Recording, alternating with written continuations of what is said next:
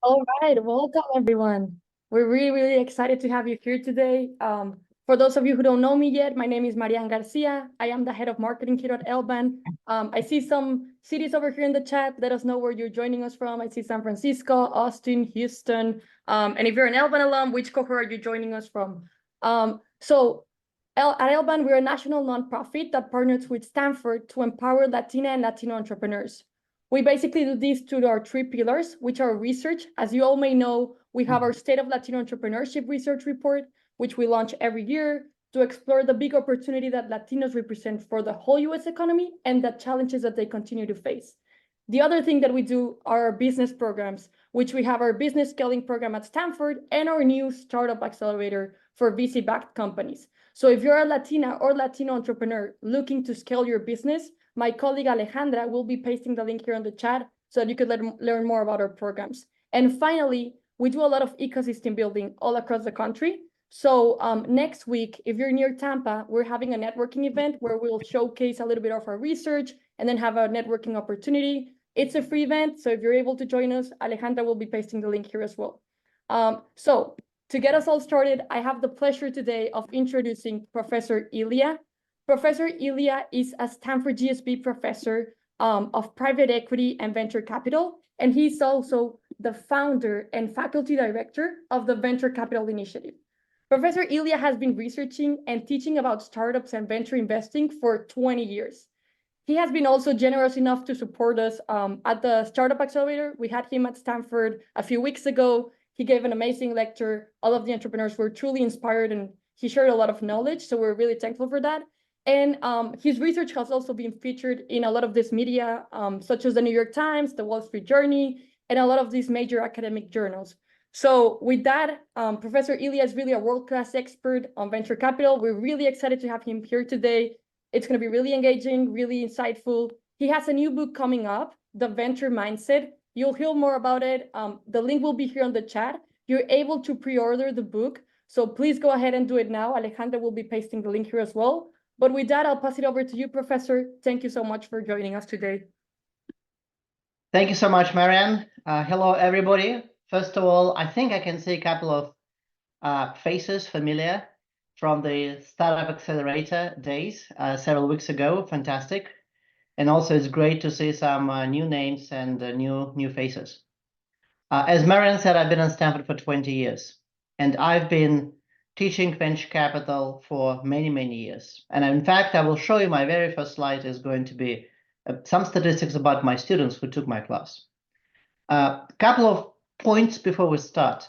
The first one is I actually really care a lot about LBAN.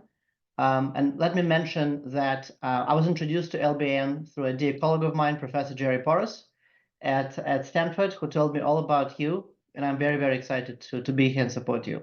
Second, for those of you who were in my class back at Stanford several weeks ago, there will be some overlap, especially towards the beginning, to lay the foundation so that we are all on the same page. But then we will veer off in a completely different dimension. Well, completely, I'm not really sure, but different dimension.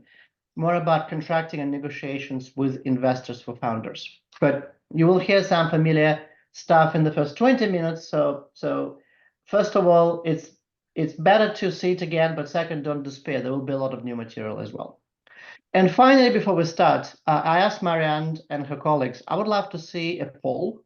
So prepare to vote. I would love to get to know you all a little bit better. So can you please answer two questions? One is, have you ever raised funds from angel investors or VCs in the past? Yes, no, or not available, meaning you're not really sure, or maybe it is not relevant for you. And then the second question, in the next 12 to 18 months, do you expect to raise funds through a venture capital round? It's either institutional venture capital, financial venture capital, corporate VCs. So let's wait for another 20 seconds.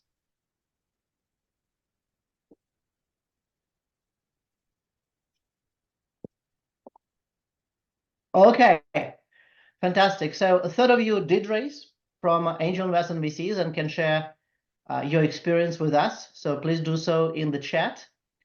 And more than half expect to raise VC funds through venture capitalists. So I think that those of you who are going to be raising, then this is going to be useful for you right away. Because, and this is very important, if you fundraise in 18 months, you should start doing some stuff now. Okay, some stuff is kind of a bit too late to do if you haven't done it yet in 18 months when you start fundraising. So therefore pay particular attention. This is very important. Okay, and if you plan to fundraise at some point later in the future, then it is useful for you still to know how to negotiate with venture investors. And I will cover some angel investors as well. Okay, even though most of the time we'll talk about venture investors. Fantastic. Okay, thank you. Let's take the poll down. And with this, let me share my screen. Okay, and let's start. And also, please make sure that if you have questions, just raise your hand. I love questions during the talk. Please place your questions in the chat, even though I will not be personally monitoring the chat, but I'll ask the organizers to monitor the chat and interrupt me. So first of all, venture mindset. Why venture and why mindset? Okay, and why, in fact, I wrote the book that is coming out next Tuesday, and why I named it The Venture Mindset. So let me start by my class that I have been teaching at Stanford now for many, many years, and all students know it by its name, F Finance 385, which is now the most popular class at the GSB in terms of the number of waitlists. Last year, in fact, 240 people, 240 MBA students waitlisted the class, so they couldn't actually get off the waitlist. And today you will get mostly the secrets that we're discussing in that class. So here are some statistics from that class. In fact, even though the class is taught from the perspective of the venture capitalists, there is more than 70% of the class become founders of venture-backed companies, okay, or work in early-stage venture-backed companies. Here's the reason why. Because if you would like to become a successful startup founder, you must know how venture capitalists think. You must know how to negotiate with venture capitalists. You must feel yourself in the shoes of venture capitalists. But then a lot of my students do become venture capitalists, and I help them. I become the advisor investor. But more importantly, more and more of my students in the venture capital industry have the venture mindset that I imbued them with. So therefore, it's kind of what I'm going to give you today is what they've learned in my class as well. And then they became venture capitalists, and then they teach their younger associates now to do exactly the same. But why venture, why mindset? Here's a fact that, when I discovered this myself, now years ago, through my research, I was personally amazed. If you look at every single company that was founded in the US in the last 50 years and went public, every single company, because we researched every single one of them, it turns out that 50% or every second company was venture-backed. Okay? And out of each dollar that these all companies spend on R&D, which is their growth engine, 92 cents is spent by companies that used to be venture-backed. That is the venture capital industry. That is the origin of the word venture. And that is the reason why we wrote the book. Okay? Now, why is mindset? It's very important because what I discovered in all my research at Stanford, by talking to thousands of VCs, by going into venture capital firms and analyzing how they make decisions, is that they make decisions very differently from traditional organizations, from other investors, but actually, in fact, from many founders as well. And so that is what's the venture mindset. How all of us, and particular founders, can apply these mindset principles. And we're going to learn some mindset principles today with you. And this is a very non-academic book. It's kind of the cross of, if you know, books Malcolm Gladwell and Agatha Christie, so it's a page turner. And it's coming out, as I already mentioned, next Tuesday. Okay, something else. To celebrate the book launch, what I also did, I released the 200-page unicorn report. So what we did is we analyzed every single venture-backed company that became a unicorn, which is a highly valued company. And we compared this with the companies that were venture-backed but were not that successful.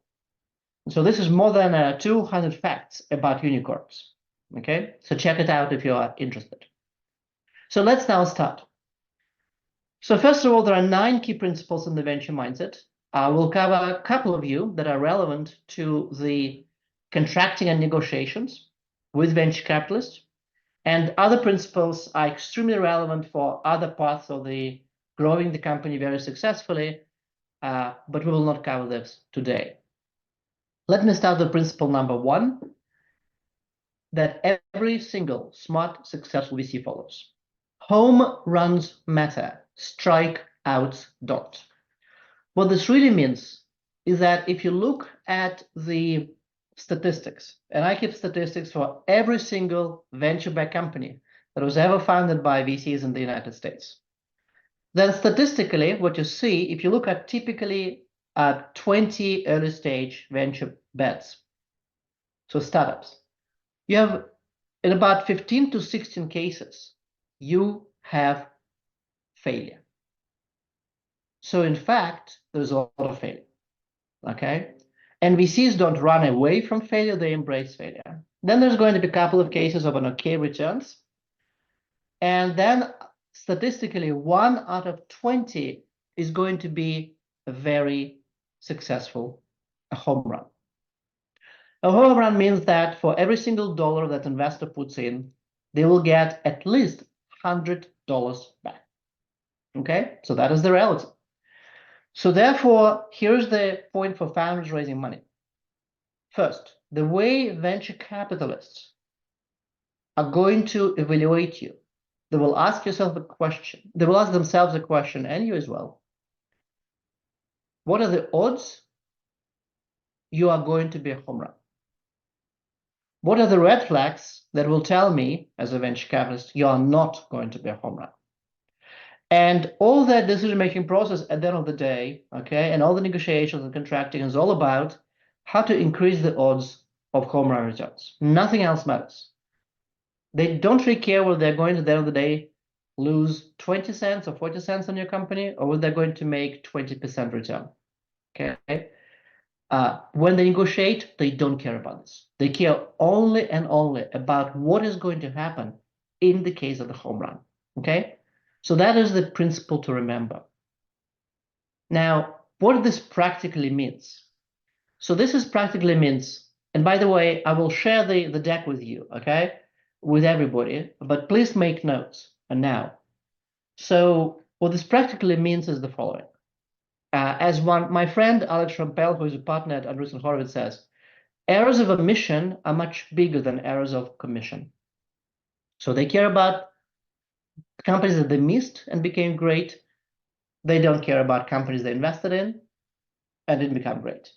Or as Bill Gurley from Benchmark says, if you invest in something that doesn't work, you lose 1x your money. If you miss Google, you miss 10,000x your money, okay? So they don't want to miss Google. Now, what this really means for founders. So here are a couple of ideas, write down and think through. 1, and I find this amazing that many founders never think about this before they meet with venture capitalists, okay? So first, fund size matters. Whether you deal with a $75 million fund, a $200 million fund, or a $1 billion fund, everything is going to be different. From the evaluation process to the negotiation process, to the post-investment process. Why? Let's say you deal with a $75 million fund. Well, at the end of the day, VC is going to invest in you if you can return the fund under the best possible scenario. So if it's a $75 million fund, they will think, well, I'm going to put $2 million. In the best case, can I return 75? So if you multiply one by the other, or divide by one, it's going to be 35x. So the definition of a home run actually matters. If it's a $1 billion fund and they put $7 million in you, they actually expect at least 120x. So fund size matters. And the way the entire process works will be a factor of fund size. There's something else.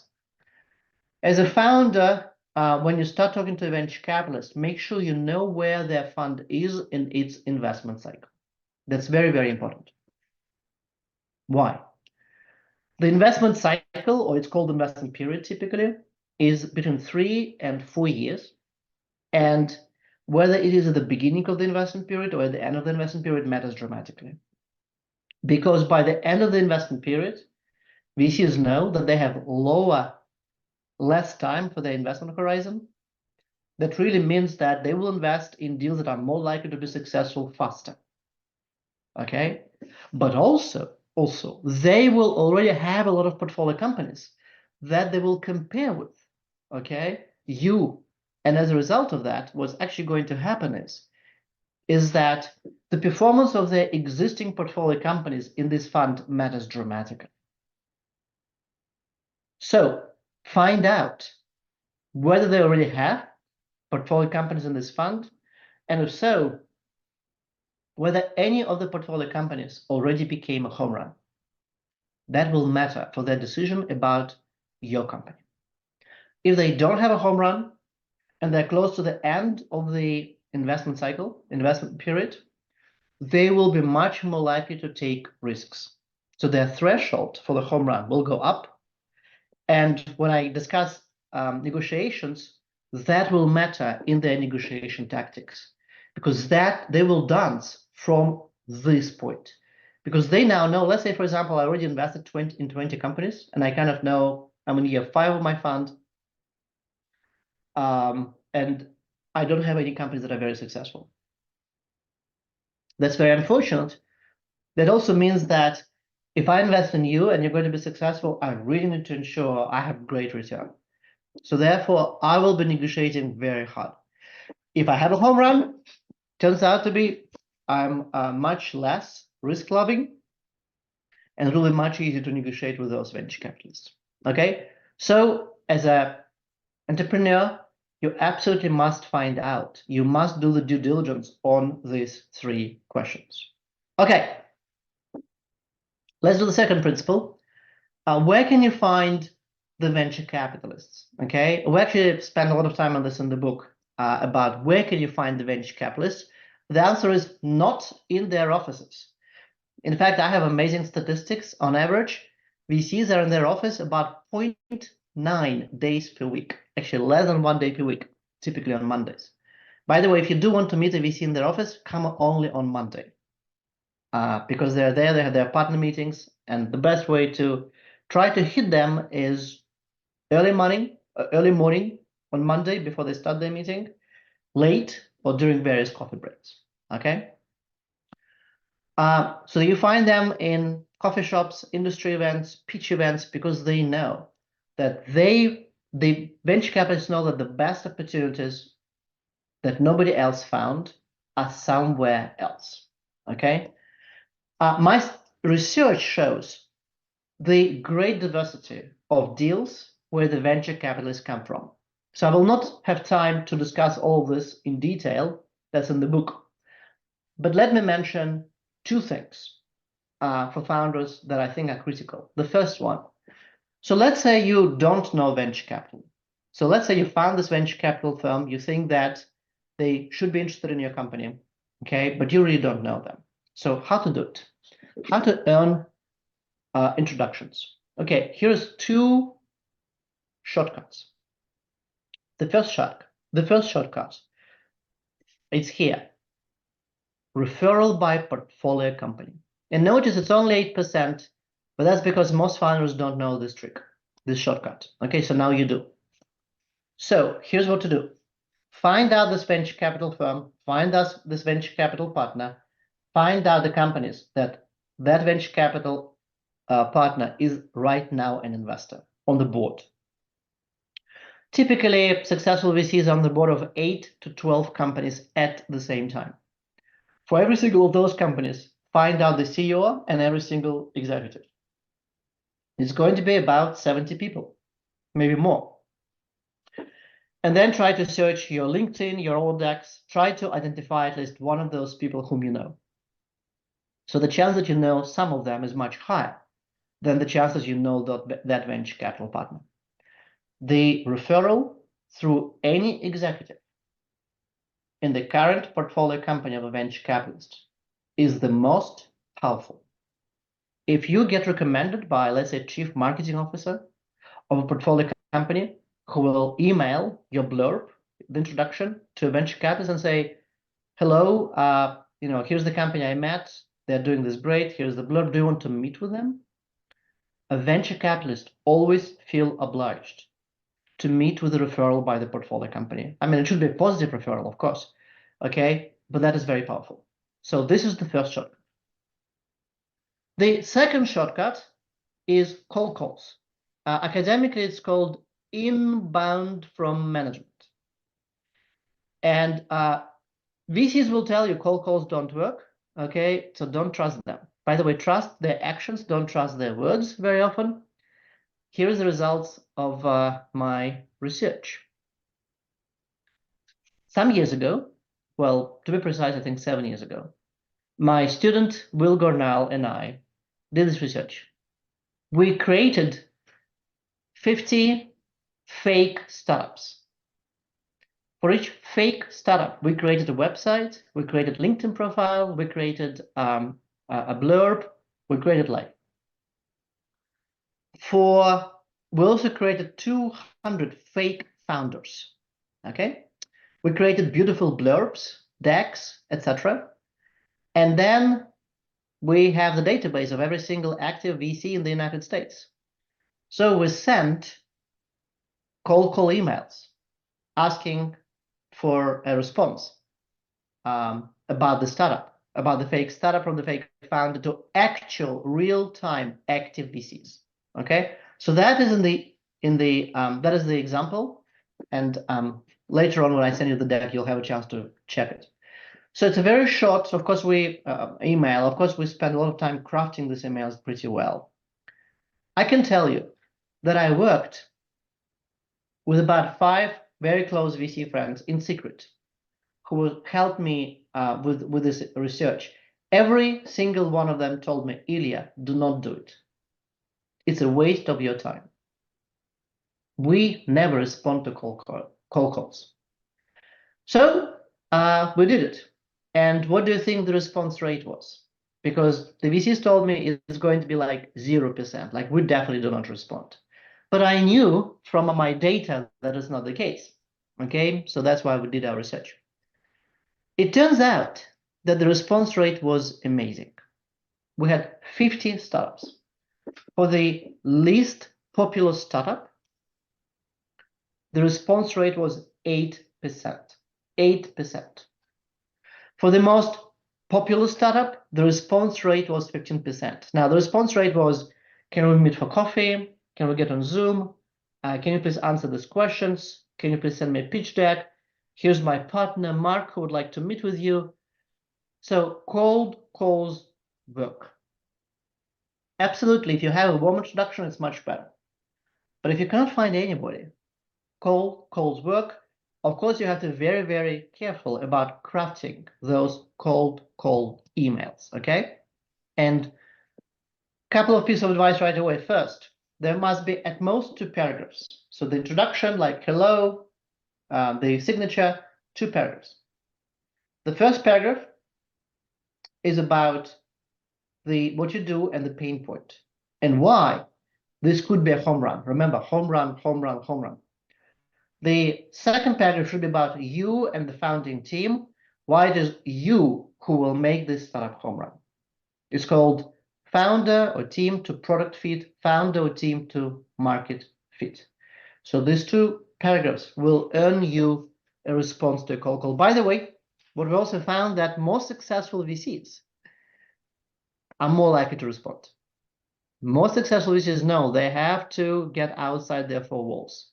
They have to look for all of those unusual, for all of those unusual cases. Okay, so remember those two shortcuts: portfolio company referral, cold calls. Okay. Principle number 4: say no 100 times.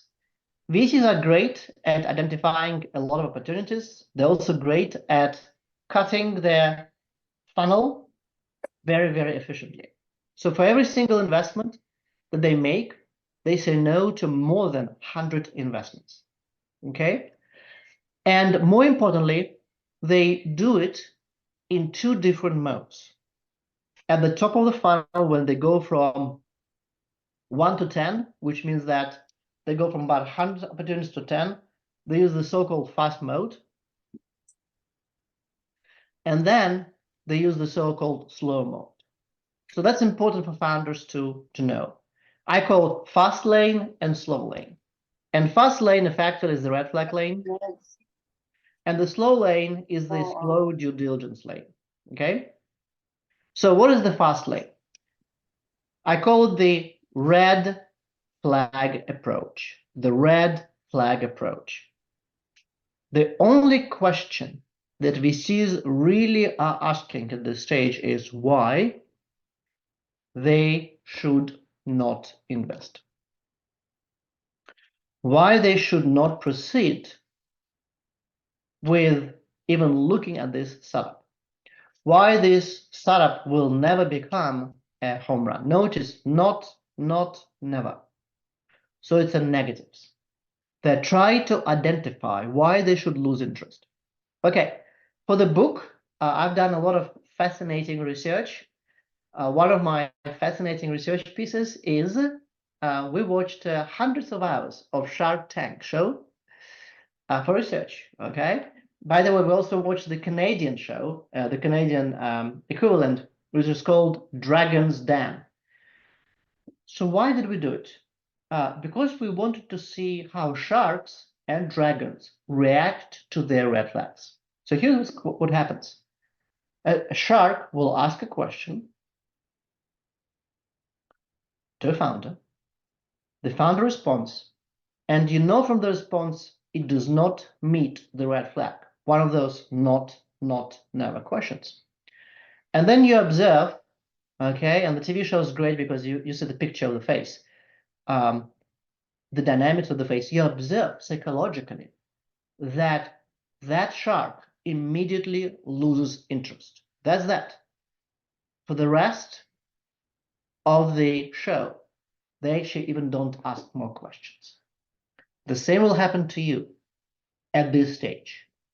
If suddenly the venture capitalists will start ghosting you, likely you failed one of their red flags. Okay? Now, what kind of red flags are there? So it's all about becoming home run again.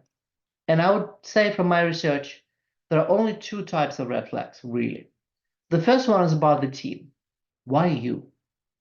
One venture capitalist told me, and I love this phrase, he's always asking the founders, what is your unfair advantage?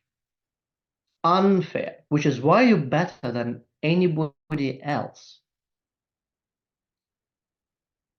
in pursuing this idea. And the point is very simple, ideas are overrated. If you have a great idea, likely somebody else is pursuing the same. So they are trying to find something that the team that is going to execute it in the best possible way. They also happen to know that most startups fail, not because they run out of money, and even not because they don't find the market, but because of the infighting between the co-founders. So if you happen to have a co-founder, that is where VCs will spend a lot of time, both in the fast lane and in the slow lane, trying to do the due diligence on how you behave in the team. The second red flag is all about the TAM, total addressable market. So if the market is small enough, they will not get interest. So one point for you if you would like to raise venture money, by the way, that is less important for angels, is to try to convince yourself and try then to convince VCs how large TAM is. Now, the size of the TAM is going to depend on the size of the fund. But I would say for a typical Silicon Valley fund of, let's say, about $250, $300 million, they will think that if the TAM is less than $1.5 to $2 billion of annual recurring revenue for the industry, that is not enough. So that is too small. So you have to think about the market size and about the team in the fast lane. Okay, so this concludes the first part. I introduced to you some basic principles. There are 6 more principles that we didn't have time to cover right now in the venture mindset that we discussed in the book. But let me first of all pause here, because now we will go into what actually you have to do to find out and then negotiate with the investors. But let me pause here and see whether there are any questions. So Marianne, are there any questions? And please raise your hand if you have a question at this point. Yeah, so we don't have anyone asking a question right now, but I'll keep you updated if they ask one. Okay, fantastic. Okay, so those are the basic principles that you absolutely have to follow. Okay, but now I will go into practical implementation, and I call it founders must be ready. Okay, first, I'm always asked whether I should raise angel money or I should raise venture money. There's a big difference between angels or VCs. Okay, and I think the picture is worth 1,000 words. So this is my favorite picture of an angel on the left, and that is my favorite picture of a venture capitalist on the right. Okay, so venture capitalists, they come with a baggage, and we'll discuss some of this baggage later on today. An angel, they also can be kind of unpleasant, but most of the time, I think angels are, as the name suggests, they help you, and they either don't request too much in return, or they don't have an opportunity to request too much in return, as we'll find out. Now, if you just a founder, if you don't have a team yet, don't raise the venture money. Venture capitalists typically do not invest in founders. They require a team. In fact, many VCs will say, I would love to see your team. I would love to meet with your team members. If you just have a product, then it's angel level. If you have a company, rather than just a simple product, then it's ventures. In terms of how much money you raise, that's as much more a gray area these days. But I would say if it's less than 5 million, then it's not really venture round these days. If it's more than 5 million, it could be both venture money and angel round. And by the way, the word seed or pre-seed is a misnomer. I've known a lot of VC pre-seed rounds and angel pre-seed rounds. So while Series A is typically always VC, the words pre-seed and seed don't really mean anything. Okay. Something very important, I will talk about this later. If you raise a venture capital round, you absolutely must have either a lead investor VC or 2 co-leads. If you invest in an angel round, if you raise an angel round, then you don't need to have a lead investor, even though other things equal, you might want to have the largest check coming from one specific investor. We'll talk a lot later today about the contractual stuff, but whenever you see convertible notes or safes, those would be typically angels, not always these days, and the priced rounds typically should come from venture capitalists. We'll talk about this later today. And we'll also talk about this later today. Angels typically are passive investors. And they're passive investors not because they don't want to help or participate, but because very often they don't have the contractual rights to do so. While VCs are active investors. They do want to participate, they will participate, and they have contractual rights to do so. Okay, so let's talk about, first of all, the research phase. And I mentioned a couple of things already. So how to find the best venture capital investor. First, find companies that were already funded recently that are similar to yours. It must be similar industry, similar business model, similar customers, similar pricing, okay? And these days, you know, the information is more or less free. So you can go to Crunchbase, and there's a lot of information. It's free. You can go to AngelList. PitchBook has better information, but it's not free. So you'll have to pay for it. And there's a lot of websites and so on and so forth. Okay. So first of all, find companies that have already been funded, and similar to yours. This is an example from Crunchbase that, you know, like for example, my recent student did. He is doing a startup in agriculture technology. So he found 7 companies that were funded in 2023 at the seed stage.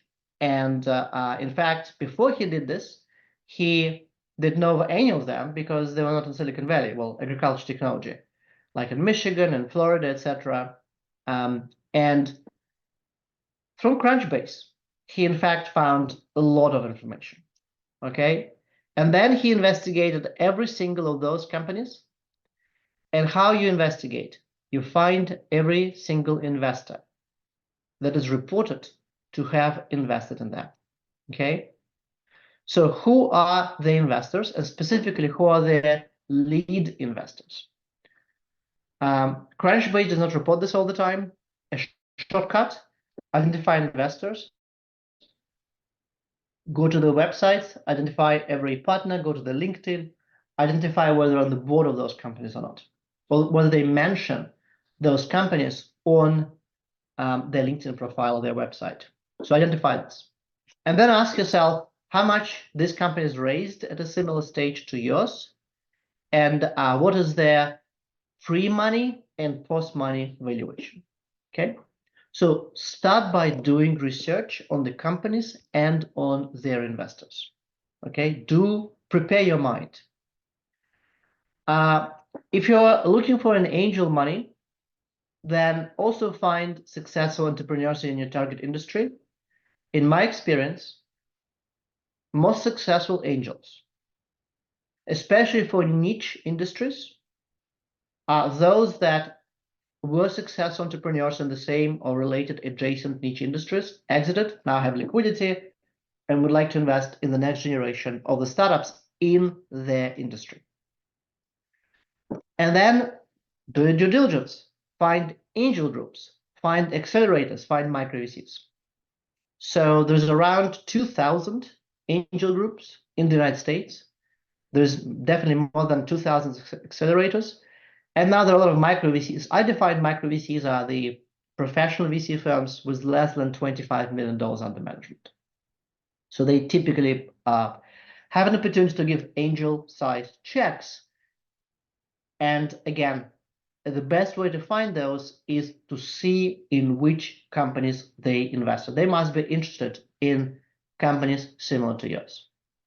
If you're raising a venture round, so find out about the lead venture investor, find out about a specific partner who is in charge, and then go to that partner and find out all the other companies that that partner backed. By the way, my students often do this. Well, they always do this. I demand them to do this, but then often they are surprised, which is they find this company similar to theirs through this link of going through the venture firm lead, venture partner, other companies they backed.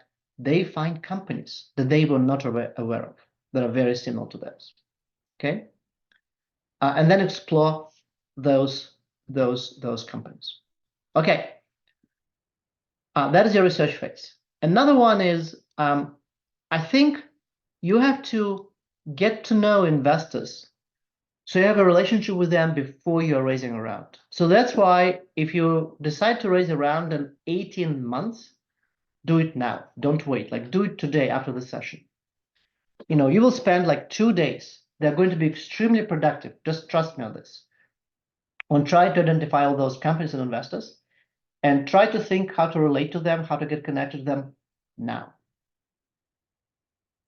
Because they would like a warming up. They would like to learn you before they invest in you. And they will feel this is a proprietary relationship that has a high chance of transforming into an investment later on. So start your CRM. It could be as simple as Google spreadsheet about every single investor you identified, every single investor you contacted. Make sure that you know all about them. Keep your secret Google spreadsheet. Who introduced you, how you connected, what are the questions they're asking, and so on and so forth. And here's my favorite quote. This is from Scott Sandell, who is a very good friend, who is the chief executive chairman and the managing partner at NEA, which is one of the largest funds in Silicon Valley. And he always tells my MBA class, if you ask for money, you get advice. And if you ask for advice, you get money. So think about this. Because I think that it's much better to ask for advice. So reach out to VC, okay, and say, here's my company. Think very carefully. Again, the blurb as though you're raising money, because you are. But you're not going to say, I'm going to raise a round, so are you interested? Here's my company, I'm going to raise money in the future. I would love to get your advice. The probability you'll get a reasonable response like triples. Find out about each investor the following.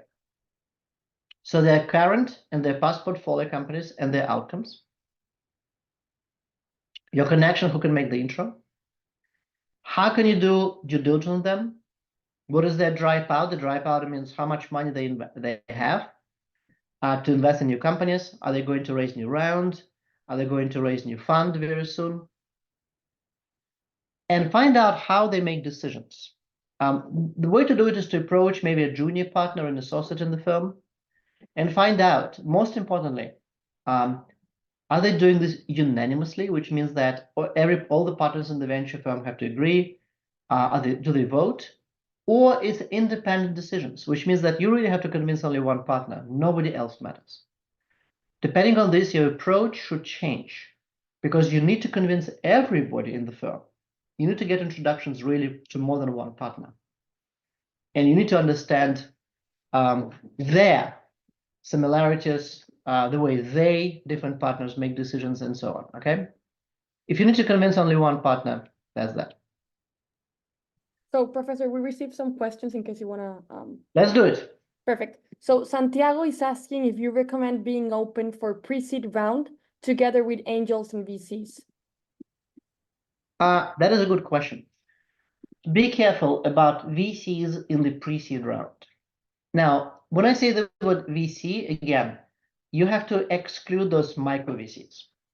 So if a small VC fund wants to invest in the angel round, that's fine. Again, I actually don't really differentiate between them and angels in many ways. But let's say you're raising a $5 million round. And so NEA, I just mentioned NEA, my favorite Scott Sandell, approaches you and says, oh, wow, I'd like to invest in you guys. So you're raising $5 million. Here's a $500,000 check. I would be very wary of taking this money. And here's the reason why. $500,000 will not save you. But if you're raising the next round and NEA now does not invest, that is going to be a huge negative signal, which in reality, unfortunately, I have to use this term, will basically kill your fundraising opportunity in the future. Because all reputable investors will look at this and will say, why NEA doesn't invest now? So, so you have to rather, if a large, very successful fund would love to invest in you, but a very small check, something they typically never do, you tell them, you'd better tell them, this is really amazing, guys. I'd love to get your advice. I'm raising a small round. I don't really need money from you right now. But I would love to get your advice. I would love to come back to you for the next round. Okay. Another opportunity, if you actually get NEA who approach you and says, oh, how about $500,000 check? Well, another opportunity is to convert this into a venture round. Maybe if NEA is interested, maybe in fact it's time for you to raise a larger round. So you can say, I'm actually raising a pre-seed now, but if you're interested in becoming a lead investor, then let's talk. But if not, you know what? I'll be happy to continue the conversation. I would love to get your advice. I would love to follow your advice. How can we be very successful? What should I achieve so that in 12 months or 15 months down the road, you will put $12 million into me. So that's the approach I will take. Thanks, Other Professor. question? Yeah, we had Carlos asking, what do you recommend for finding valuation data?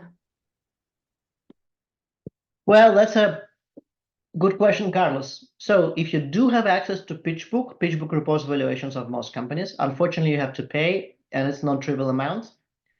Crunchbase does report valuations.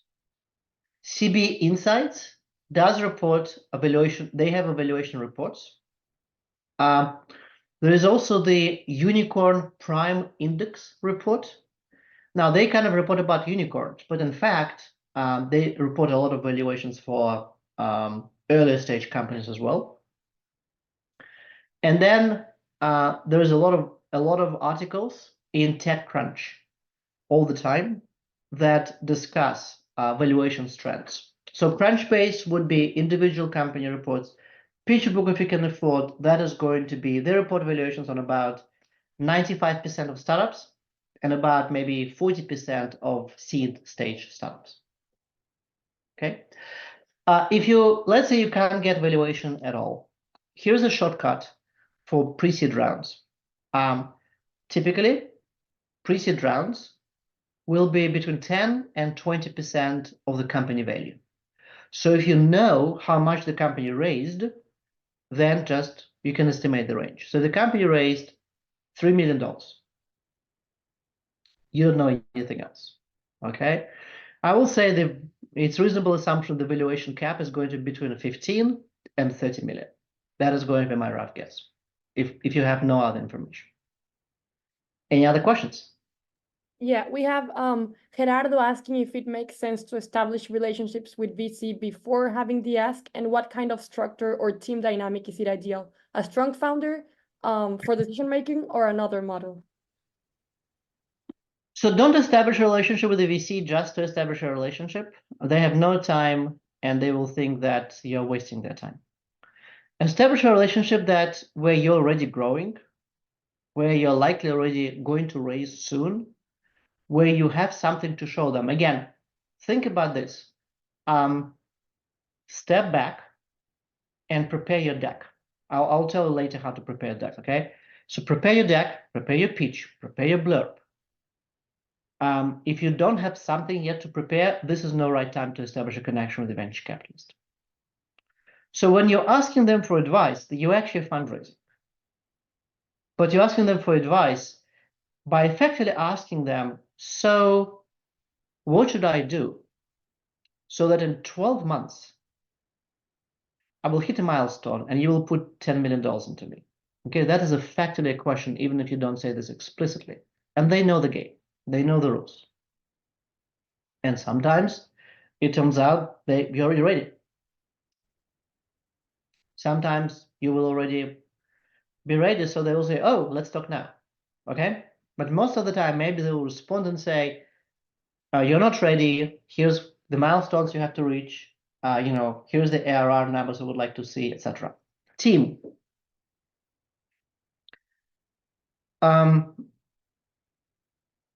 My research shows that having a co-founder is a good strategy. Co-founders, or rather startups with co-founders, okay, are much more likely to become unicorns, much more likely to become successful. VCs know this wonderfully well. They will be very wary of investing in one founder. It doesn't mean they will not invest, okay? There's always Elon Musk. But they will be wary because they effectively bet just on one jockey. They'd rather spend more time on due diligence and bet on two jokers. But if you're just one founder listening to me right now and you're already growing your company, ignore this. It's much better to be a solo founder that is already growing business than trying to find a co-founder whom you don't trust completely. Okay, so if you have a co-founder or you're in the process of finding one, then it's very important to find a strong co-founder with complementary skills, which is being able to do something you don't do very well, and whom you can trust, who can trust you, but don't search for co-founder just to increase the chances of building a unicorn. Any other questions? Yeah, perhaps we can do a last one before we continue. So Jose is asking that for a pre-seed round, is there a recommended maximum number of angel investors to have on the cap table? For example, is it best to limit it to 20 or 50 investors? So my answer is no, but my answer is do it in a smart way. So you don't want to have a cap table with thousands of rows.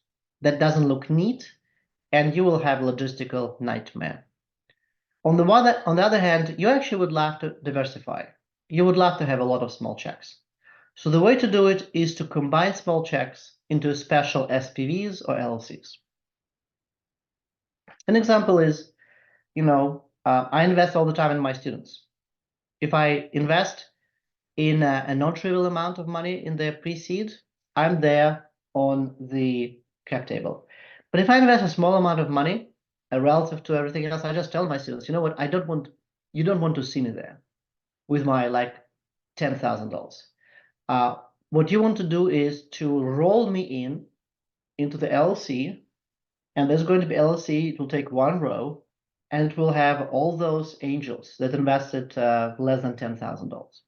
So my suggestion would be that unless angels require some additional contractual rights, we'll discuss it later, don't really limit the number of angels, but limit the number of rows on your cap table. I hope it makes sense. Okay, let's continue. Thank you for the questions. So prepare. When you actually start fundraising, and when you, in fact, actively communicate with VCs, you will have no time. You have to start preparing now, okay? It is a mistake to think that VCs will ask you a question, and then you will think about this, and you'll come up with an idea. Unfortunately, VCs will pass on you right away. So prepare now by having the following. You must have 2 decks. 2, not 1. You must have a teaser deck that you send around to everybody. By the way, don't do the PDFs anymore. PDFs are outdated. Okay, well, I will send you the PDF deck, okay, but I'm not raising money from you. Do the doc send or whatever. Share, because this will also allow you to see who opens your deck, how many time they spend on the deck, and so on. Decks, send in advance, send early on. Do not use any voiceovers unless you really have to not use any videos. I mean, sometimes you have a video AI startup or something you must show on YouTube or whatever. Okay, but just don't show the video. They have no time for it. You do not want them to get distracted, okay? Note that this deck, even if it's on DocSend, it will be forwarded to others if it's of interest, okay? So do not include anything that is confidential. Do not include any financials. Include some summary financials. Make this deck very short. Never make a teaser deck longer than 10 pages. 10 pages max. Minimum of 2 pages on the deck must have information about the founders and the team. Don't make it slides number 9 and 10. Make it slides number 3 and 4 or 5 or 6. Okay? The main presentation deck might be as long as you need. 1,000 pages, okay. It depends. And because it includes appendices, I call it in my VC class deep dive decks. Financial projections, key metrics, competitive reviews, how did you get total addressable market, what is the exact pain point, interviews with customers, life stories of journey of your customers, potential customers, IP discussions, legal stuff, whatever. Do it as many as you need. Never send it. This is what you're going to present. This is what you're going to use for specific questions they ask. Okay? Prepare the data room in advance. Data room. VCs will want to see every single contract you have. Every single one. If you have a letter of intent, you have to have it there. If you have a cap table, do it. References, prepare detailed financial analysis, and make sure, prepare everything in advance so you can be super responsive later, okay? My favorite example is my student was raising a round, and suddenly he got an email out of blue because I think one VC told another VC, and suddenly the most famous VC in the Valley at the time, Mike Moritz from Sequoia, emailed him and said, oh, hey, I heard about your startup, here's the question. And the student WhatsApping me kind of in panic, Mike Moritz. I said, well, do you have an answer? Email right away. And by the way, it was 8 p.m. And I said, you know what? Mike Moritz has a tendency not to sleep. So do not go to sleep tonight. And he and Mike Moritz continued emails back and forth until 5 a.m. And every single time my student got a response within 5 minutes. Okay, and Sequoia invested. So prepare everything in advance, be super, super, super responsive later on. Okay? Pitching. Practice, practice, and practice. Friends first, then under hostile fire. And remember, your best pitch will be the last one. And also remember that you have to time your pitch. A pitch of more than 15 minutes is a bad one. Now, there could be 5 hours of questioning. That's different. But pitch, 15 minutes max. Okay. Now let's do about contracting and negotiations. Convertible notes and safes. I will not introduce them. I presume that you know what they are. Safes, simple agreements for future equity. So here are the tricks. And this is how to negotiate and how to set this up. First, those are used mostly for angel rounds. These days, especially for AI startups, when the pre-seed round is very large and VCs are going to invest, you also will use safes, okay, or convertible notes. But most of the time, those are used for angel rounds. So, first, you must estimate your budget to achieve milestones. In the angel round, in the convertible note, rather in the safe round, you are driving the bargain. You are estimating the budget. You are setting a target, which is going to be public. Because everybody's going to ask, how much are you raising? 2 million, 5 million, whatever. So here is my advice, based on experience of hundreds of my students. Estimate your budget, and then set a public target. Notice the word public, the one that you will communicate with everybody. At or below, but likely below budget. Why? You ideally do not want to come under your budget, okay? So you don't want to say, I'm going to raise 10 million, and then you will raise only 3 million. That is not a good idea. It's a bad signal. You always would like to raise, you always would like to have a situation where you have to turn some people away, or you will say, oh, I'm thinking about turning some people away, or I will have to allocate. So that, you can't invest 50,000 in me, you'll have to invest only 20,000. That's very important, okay? So set a public target at or below budget. You have to suggest a set of terms on convertible notes and safes. And yes, you should get a lawyer, a good lawyer, but you should understand the economics. You should understand the business of those convertible terms, notes and safes, and the most important terms there. Don't let angels, investors, drive the terms, okay? Don't overcomplicate. Use the simplest possible terms. Use 20% discount, both for the convertible notes and for the safes. The single biggest issue is going to be the cap. And the cap.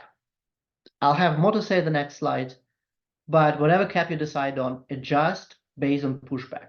So the beauty of the convertible notes and safes, by the way, is that you can raise several rounds in a row. You can use one cap, and then you can change the cap. So depending on the pushback by investors, you can adjust. So therefore, by the way, here's my specific advice for you. Do not approach every single investor right away. Approach some investors. Feel the ground for the cap and then adjust. Okay? Answering, I think it was Jose's question, try to diversify the investor base. Jose was asking about many investors, but the reverse is try to avoid angel rounds where you have only one investor. That's a bad idea, truly bad idea. Because you may need to raise money more. If that investor is not going to raise money, that's going to be a bad outcome. So cap. Try not to have very low caps and try not to have too high caps. Now, not too low caps sounds intuitive. Trust me, I know it's counterintuitive. If everybody wants to invest in you, the first feeling is, okay, I don't want dilution. Let me increase my cap. Let me double my cap. Be very careful. My statistic shows, and my economic intuition tells me, is that companies who raise at the far right of their caps are much, much more likely to fail. The reason is very simple, really, is because if similar companies raise at 30 million cap, and you raise at 100 million cap, you're going to be evaluated very differently the next round. So therefore, be particularly careful if you really push too much. So if it's 30 million and you have an amazing response, raise to 40 million. Don't double, don't triple. Safes versus convertible notes. Safes are much more founder-friendly, okay? The challenge with safes is that you may lose some sophisticated investors, especially these days, during recession, or close to recession. A number of sophisticated angels just don't invest in safes. So there's a trade-off. Evaluate. By the way, you can raise both convertible notes and safes at the same time. Not a problem. Corporate governance. Push back on any board seats. Don't give angels any veto rights, any board seats. If you have the largest angel, the lead angel, ideally give them either a board observer if they demand a board seat, or a conditional board seat. Conditional board seat meaning the board seat until you raise the next round, which is going to be the venture round. Try not to lose your power, your control of the company early on. Information rights is another important point. Give it only to large investors. So in fact, you say, I'm giving information rights about my company only if you invested more than $100,000. I mean, the threshold may vary. Don't give it to everybody. Here's something which is very important. I find it really important. So side letters, which are very prevalent these days, especially for sales. Be very careful. Investors will demand all sorts of side letters, especially if you raise from strategics. They're crazy. They can be crazy, and it's going to be a logistical nightmare, and you're going to lose a lot of control over power. So don't say no to side letters right away, but demand to see it and think carefully how this position you in the future. I've seen absolutely ridiculous side letters that I would never, if I were a founder, I would never accept. So be very careful about side letters. Okay, price rounds, which is VC rounds. It's going to be done through the convertible preferred stock. I already mentioned this. Count on one lead investor.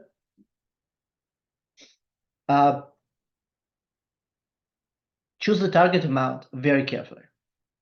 Again, it's the same stuff. It's better to be to raise more than you plan to. And it is also much better to negotiate the exact amount with an investor. So here's the biggest difference in an angel round and the venture round. In the angel round, you are in the saddle. You decide the terms, you decide the amount, you decide the cap. In the price rounds, it is the investors who give you the term sheet. And it is really the investors who will tell you the amount, even though obviously you will tell them how much you would like to raise. So choose this target amount very, very carefully. Now, there are no really cap amounts, but there are, of course, valuation. So wait for the investors to give you the valuation. Okay, here is something to remember. All of us have dream investors, maybe the best VC in our niche or whatever. Don't reach to your dream investors first. Here's my advice.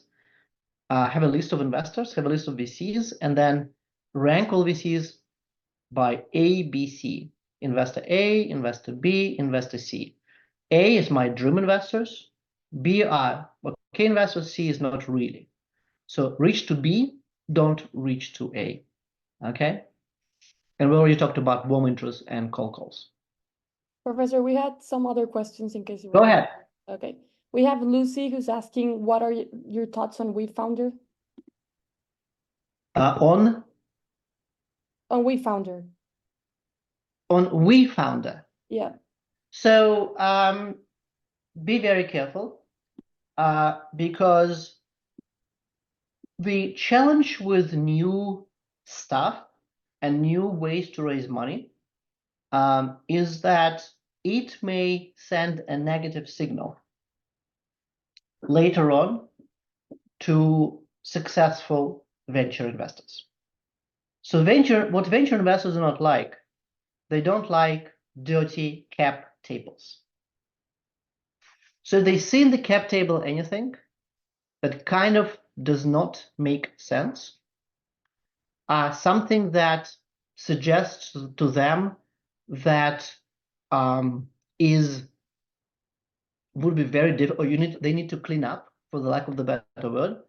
For them, it's much easier just to walk away. Okay, so be very careful. But apart from that, there are a lot of opportunities.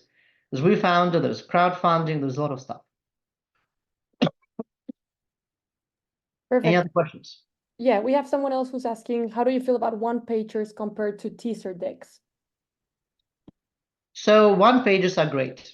Whenever you send it to a venture investor for the first time, ideally you should have three things. You should have a blurb in the email.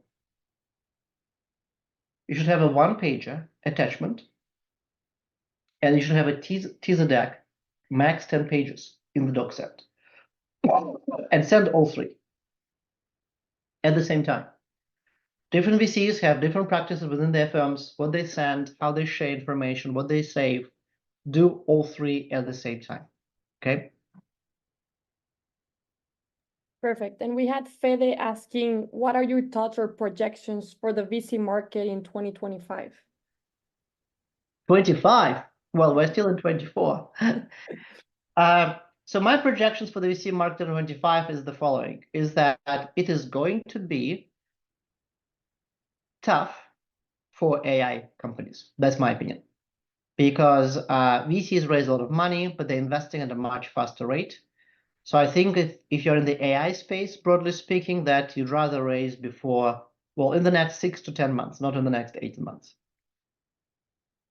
If you're in the broadly defined agri-tech, defense tech, robotics tech, biotech, I think 25 would be a pretty good year. And likely there will be more funds available and the valuation is going to be higher. Again, obviously, you should not trust me completely because you should not trust anybody but they predict in the future. But I think those are broader trends. And the best indicator here are the funds that venture capitalists are raising now. Okay?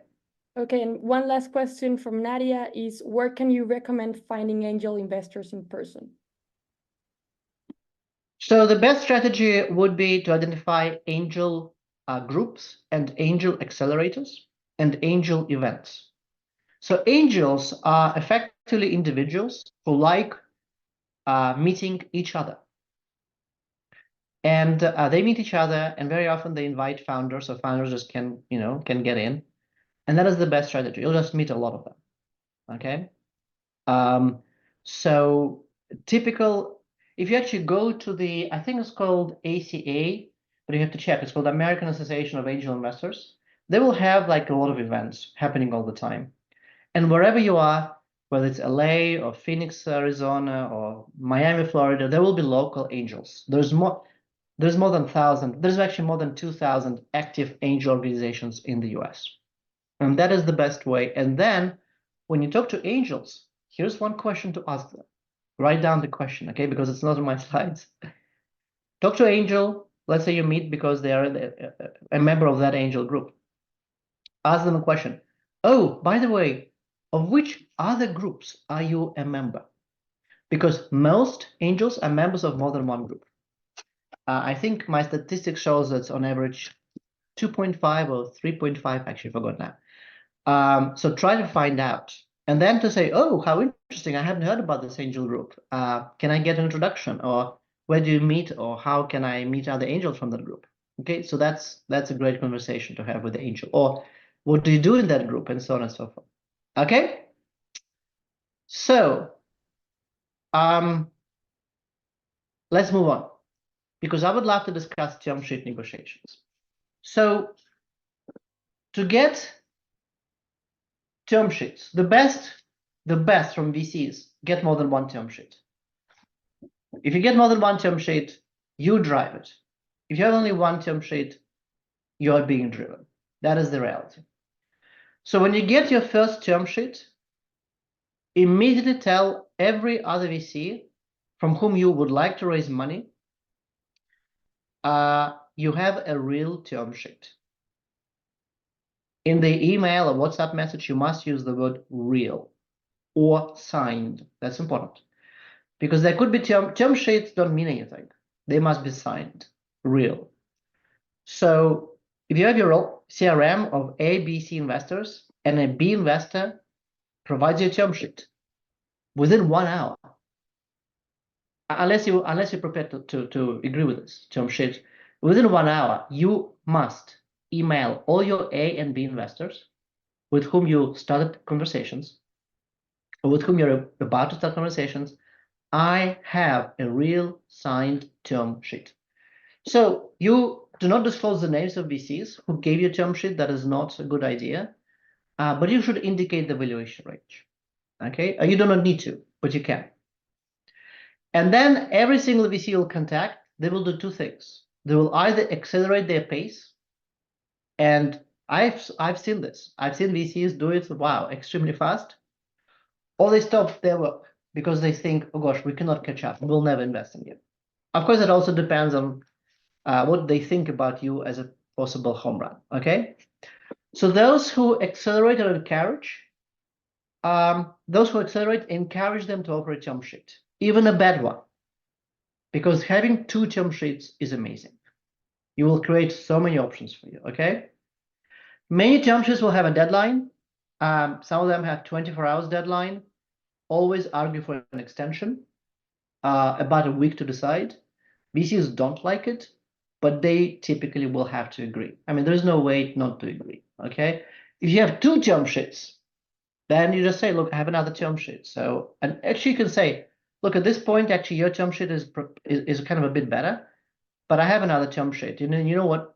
I've been doing this process for so long, I need at least a week. Something that hopefully I don't need to tell you too much about, but still, do not lie to VCs. Do not lie about whether you have a term sheet, who approached you, with whom you had conversations, what is your valuation. They will see through bluff. I mean, they're doing this professionally, and they will talk to each other. So VCs talk to each other all the time, okay? And they might share information that you might not want them to share, but that happens. So therefore, be very careful about what you say. Okay, let me stop here. I will be happy to answer all the questions. I hope that this is really amazing. There have been like more than 150 people on this call. I think 185 at some point. Hopefully more people will watch the recording. So let me mention the last thing about my book, and then Marianne and others. I'd love to answer all the questions. I hope that you will support me, because what I would love to do is to launch the venture mindset movement. And so for this, I would love to become a bestseller. So if you would love to support your professor, please consider buying hardcover. I need hardcovers. And if you consider to buy more than one, I will really appreciate that, because that increases the chance dramatically that I will become a bestseller, which will allow me to increase the impact. Just go to Amazon and buy, well, 1, 5, 10 copies, etc. And let me know about it. So thank you so much. And I'll be happy to answer any questions. Thank you, Professor. Thank you for this amazing lecture. I think we will all go ahead and order the book. I've seen everyone comment and they're pre-ordering the book right now. So thanks again for your time. We do have some questions over here. We have JT Trujillo who's saying, can you prevent institutional investors from killing your next raise by adding pay-to-play terms? No, don't be worried about pay-to-play. Pay-to-play is done, first of all, only when there is more than one lead, when there are co-leads. They're trying to prevent others to free ride, other investors. So don't worry about pay-to-play, okay? That's okay. So what you should worry about is one thing I didn't mention. What you should worry about in negotiations is corporate governance. So if there are two co-leads, they have pay-to-play, fine. But if they come to you and say, oh, we would love to have 2 board seats, try to push back on this. Try to push back. And the best way to push back is to say to them, look, guys, you know what? We only have 3 members on the board or whatever, but let's do only 1 board seat for this round, but one of you becomes board observer. Board observer is a free cookie you can give out. Not exactly free, you provide all the information, but they have no vote. They have no right. They cannot replace you as the CEO. So give out board observers if you need to. Try to push back on more than 1 board seat in each round of funding, because you will be raising more rounds of funding if you're successful, and every single round you will have to give up a board seat. So very soon you will find yourself a minority. Try to delay this point. Okay, any other questions? Yeah, Diego is asking, what is your stance on trade-offs of raising from corporate VCs as opposed to traditional VCs? Sorry, Marian, can you repeat, please? Yeah, so Diego is asking, what is your stance on trade-off of raising from corporate VCs as opposed to traditional VCs? It's a great question. So corporate VCs used to be taken for dumb people in the past, no longer. Corporate VCs can be very smart. They can be very successful, okay? But you have to be careful. Why? First, very often they're very slow. They're much slower than institutional VCs. It will take weeks, if not months, longer to raise funding from them. 2, they demand side letters. Some of those side letters are innocent. The one that founders typically crazily afraid about, but they should not, is the following. Many strategists will say, we can sell our shares back to you for $1. Okay, don't worry about this. That's effectively, they are trying to protect themselves if you get sued. If you get sued, they don't want to get sued because they, of course, have the cash. So don't worry about this, okay? But some side letters I've seen are ridiculous. The biggest problem with side letters is the ROFR, right of first refusal. So the moment you see in the side letter ROFR, push back or run away. So the question about killing the next round, this will kill your next round. If you raise from a strategic with the right of first refusal in the side letter, you will have to reveal this, and no reasonable institutional VC will invest in you again. So that is a killer. But overall, these days, in fact, I'm in favor of corporate VCs. By the way, the best, if you have 2 co-leads, the main lead who becomes the board member is the institutional VC, and the co-lead is the strategic. That is, in fact, the best possible world right now, especially if you are a fast-growing company and you would like to get to the access to distribution channel of that strategic very quickly. That is the best possible outcome. Okay. Thank you, Professor. And I keep on seeing just great comments. Everyone's taking you for this great presentation. I also see a question from Olsi. He's saying if you could provide a general timeline on fundraising for different rounds, like what's a good time frame? So for pre-seed to seed, it's about 6 to 8 months, which means that if you if you need to start in 6 months, you actually have to do it now. There's the due diligence, meeting all these angels, getting the consortium together. For the VC rounds, for Series A, frankly, there's a huge variety. Because if you're very strong and you know VCs closely, it could be done in 6 weeks. But I would say that you should rely on 6 to 9 months. 6 to 9 months. For later rounds, it doesn't really matter. It's not about timing. It's about how you're performing. Because if you get a professional VC, then on the board, they will tell you. And if you're performing well, you will get an outreach all the time, which means that VCs will contact you.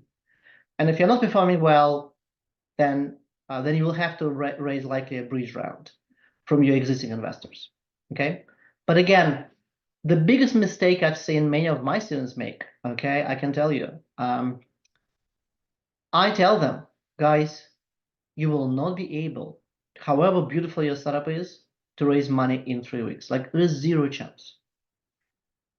And then they start raising money, especially, so here's the biggest mistake. You raise your first angel round, you're extremely excited. You raised $800,000, you're like excited, okay? And then I tell them, you have to raise money now for the next round, because $800,000, you have a dry powder for 6 months at your cash burn rate right now. So you should start raising now, and they wait. When their bank account balances will go down to 300,000, and that's too late. They basically just run out of money. So that is the single biggest mistake people make when they raise their first small round. You basically take the bank balance, divide by the cash burn, expected cash burn, and it should be at least 6 months, ideally 9 months, before you start serious fundraising. We also had Javier. Javier is asking if there's a disadvantage to not having raised capital before and being approached by a PE firm, if they prefer firms that have raised capital or are larger than VC firms. Well, PE firms is a completely different game in town. When you say by PE, private equity firm buyout firms, or growth equity firms, it's a completely different game. So first of all, that means that you already have a non-trivial business, likely profitable business, maybe fast-growing business or more mature business. Second, I would say that when you deal with PE firms, that's a different, Marian, that would be a different presentation about PE firms, okay, than VC firms. The very first question I would actually ask about control. Do they take more than 50% or less than 50% of your company? Because some buyouts, they take the control stake of the company. VCs will never take control stake. So PE firms, buyouts, will say, well, we'll take 80% of the company and then we'll leave 20% for the team. And that's a completely different game. The valuation strategies are also very different. PE firms will use multiples method that VCs really don't use that frequently. And so the valuation approach is going to be very different. And finally, in terms of the due diligence, the PE firms are going to dive much, much deeper.